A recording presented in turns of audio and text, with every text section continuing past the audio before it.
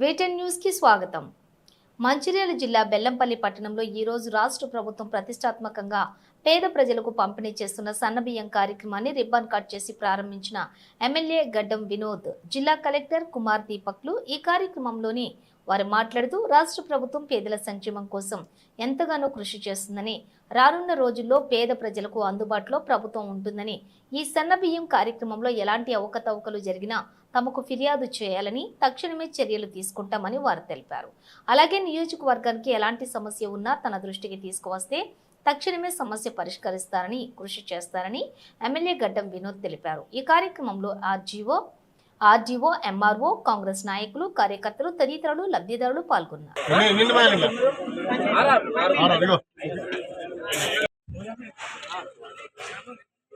ఇప్పుడు ఈ సన్నబియ్య పంపిణీ ప్రారంభోత్సవ కార్యక్రమం గురించి రాజరాజ్ యాదవ్ గారిని నిమిషం మాట్లాడుతున్నారు.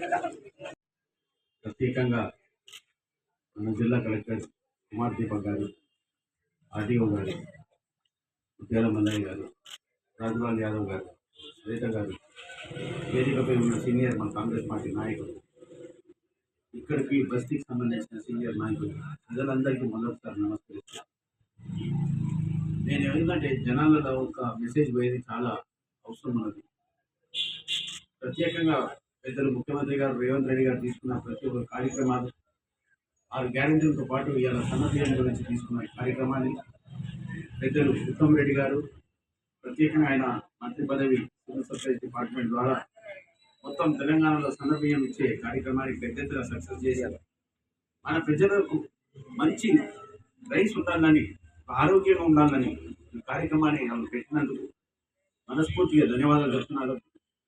నేను ప్రజలకు కూడా ఒక విశ్వాసం తీయదలుచుకున్నాను. ఇప్పుడే కలెక్టర్ గారు చెప్పారు, ఏమన్నా అవకతవకలైతే మొమాటం అయ్యేది అవసరం లేదు, ఇన్స్టెంట్గా యాక్షన్ తీసుకుంటారని మీ అందరికీ ఒక విశ్వాసం అనిపిస్తున్నా.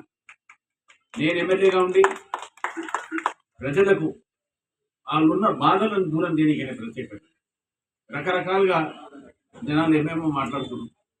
నేను అందరితో మనం చేసుకునేది ఏంటంటే దాని గురించి పెద్ద ప్రెస్ కాన్ఫరెన్స్ పెట్టే బాధ్యత నాకు.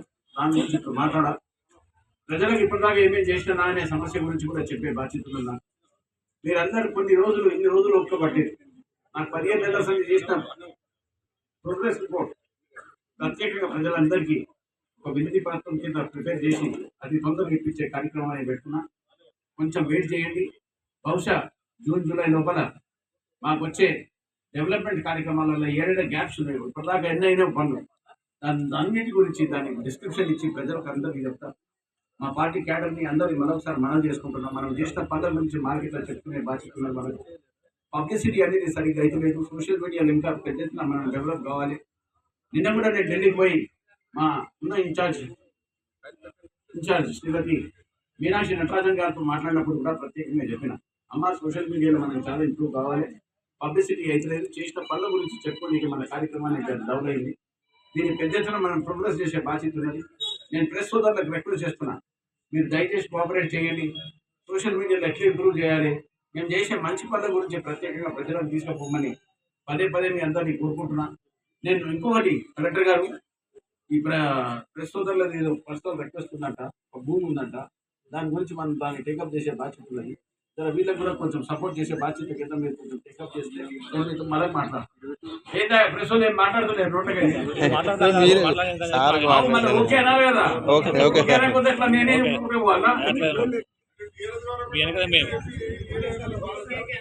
టీఆర్ఎస్ గవర్నమెంట్ ఏరే కదా, మనం ఇస్తున్నాం కదా, ఉన్నది కదా, అట్లనే పబ్లిసిటీ కూడా చేయమంటున్నా, చేస్తలేరు కదా.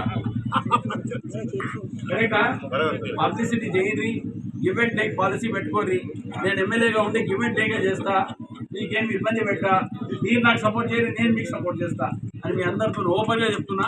ఇప్పుడు దాకా ఏ ఎమ్మెల్యే చెప్పలే. నేను ఎందుకు చెప్తున్నా అంటే మీరు కూడా మన స్టార్టింగ్ బెల్లంపల్లిలోనే కదా, అందరం ఒకటే కదా, కరెక్టా రాంగా? దాన్ని కాపాడుకొని నేను మీకు కాపాడే బాధ్యత నేను ఇస్తున్నా. ఈ సన్నబియ్యం గురించి ఈరోజు ఇంత పెద్ద ఈవెంట్ సక్సెస్ చేసినందుకు పేరు పైన ధన్యవాదాలు చెప్తాను.